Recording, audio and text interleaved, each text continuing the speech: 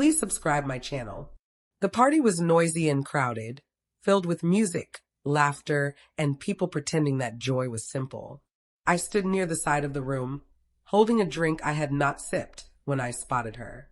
My wife, Emily, was held closely in another man's arms, smiling gently, her head leaning on his shoulder like it was the most natural place.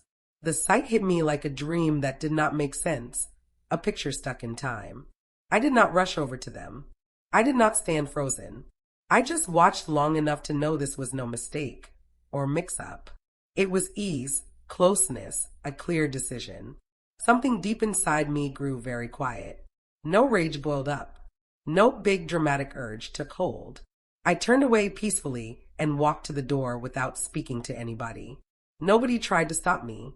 Nobody seemed to notice, or so I believed. Then I stepped into the cool night air, thinking my quiet exit was my way out, not knowing it was really just the start. Outside, the fresh air felt heavier than the stuffy room I had left behind. I stopped for a moment, hearing the music fade softly through the doors, then went to my car. I did not look at my phone or keep picturing the scene. I drove home at a steady pace, keeping my eyes on the road, telling myself that leaving without a fuss was the neatest way to end things. I thought staying silent would keep my pride safe and avoid extra trouble. At home, I sat in the darkness and let the hours go by without seeking answers or asking questions. What I did not realize was that people had already seen I was gone. Back at the party, guests started wondering where I had disappeared to. One person said they saw me walk out by myself. Another pointed out the empty spot where I had been standing. Emily glanced around at first like it was no big deal, then with growing worry. Quiet does not disappear when you walk away. Sometimes it trails you and gets louder in the space you left. Soon, hushed talks took the place of happy chatter. Emily moved away from the dancing area, looking at faces, acting like she was not concerned. The man next to her asked if something was wrong. She brushed it off with a laugh, saying he probably headed home early, but her sureness started to slip. Friends picked up on a strain they had not noticed earlier. Someone asked why I had not said goodbye. Another guessed if I was mad about something. The questions built up softly. My being gone spoiled the fun more than any loud fight ever could. People began putting together clues they had overlooked all night. The sight of her in that man's arms did not look innocent anymore when linked to my quiet leaving. The music kept playing, but talks changed direction. Smiles became forced. She tried calling me. I let it ring. That missed call bothered her more than any yelling would have. Quiet takes away the story around things. Without words, others have to guess the truth themselves, and that hardly ever feels good. By the time the party wrapped up, the happy mood was gone. Groups headed out sooner than planned, talks left hanging. Emily's laughter did not come back. She spent the rest of the night trying to explain, defend, and deny things nobody had openly blamed her for.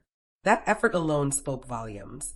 The next morning, my phone was full of texts from shared friends checking if I was all right.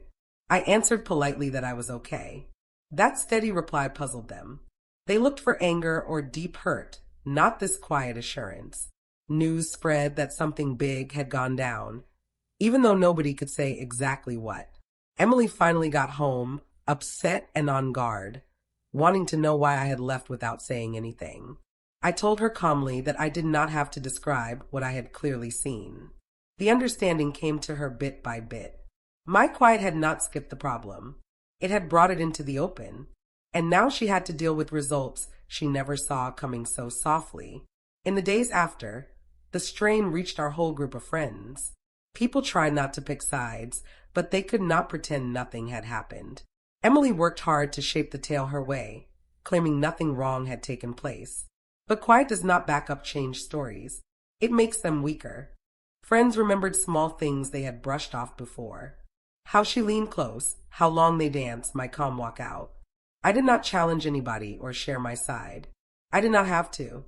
My absence turned into proof. She blamed me for making her look bad by leaving.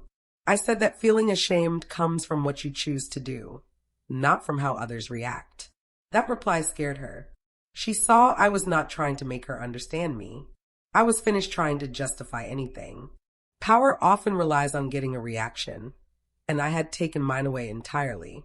That change worried everyone. Without a fight, there was nothing to fix. Only the plain truth, sitting awkwardly where a fun night was supposed to be. Quiet had tipped the scales, and nobody could flip them back. Weeks went by, and the fallout grew stronger. Invites quit coming. Friends talked carefully when we were around. The man from the party stopped being mentioned at all. Emily grew anxious and unsure, feeling that something permanent had shifted. She asked if I planned to leave her. I said I was figuring out what being honest truly meant. That gave her no relief. I was not trying to hurt her. I was keeping myself safe. The steady calm I held bothered her more than any outburst could. She understood she could not debate with quiet or negotiate with space. My days kept moving forward smoothly. Job, daily habits, calm. Her world, on the other hand, felt shaky. The image she counted on had cracked. People quit asking me what went on. They just figured it out. Quiet opens the door for guesses, and those guesses seldom help the ones trying to cover things with smiles. I learned that walking out quietly is not running away. Sometimes it is the strongest message you can send without opening your mouth. In time, she tried to say sorry, picking her words with care, watching for my response. I listened one time, then said sorry words do not wipe away moments that show the real truth. That truth had already been noticed. She asked why I had not called her out in front of everyone. I explained that a public argument would have let her deny it all. Quiet left her no place to dodge. That hit her hard. Friends later told me my leaving changed how they viewed the whole thing. They realized how often quiet had shielded uneasy feelings for everybody. My calm exit demanded responsibility without pointing fingers. I did not feel like I had won. I felt clear-headed. The marriage I trusted in was over the instant I decided to walk out peacefully. All that came next was the natural result, not a new choice. I quit waiting for neat endings, long talks, or reasons. The ending came when I believed what my eyes showed me and picked self-respect over a big scene. Quiet did not shatter me. It rebuilt me little by little, in a lasting way, with no crowd watching, no praise, no need for anyone else's okay. Looking back, that evening changed what I thought power really was. Power is not yelling, laying everything bare, or forcing replies. Sometimes it is walking away quietly and allowing the facts to show themselves. My silent leaving started a chain of events nobody saw coming because it stripped away ease, control, and excuses all at once. The party slipped from people's minds, but what followed did not. I did not declare my limits out loud. I simply lived them. People recalled my being gone more clearly than the dancing. I discovered that silence, when chosen on purpose, holds a force no debate can equal. It does not plead for notice. It requires thinking. Leaving without a single word was not giving up. It was getting in line with what mattered. And once there, I no longer needed reasons, onlookers, or permission. The string of happenings afterward was not mess. It was understanding arriving late for those who thought smiles could hide anything. For me, it signaled the start of calm, gained softly and kept carefully forever.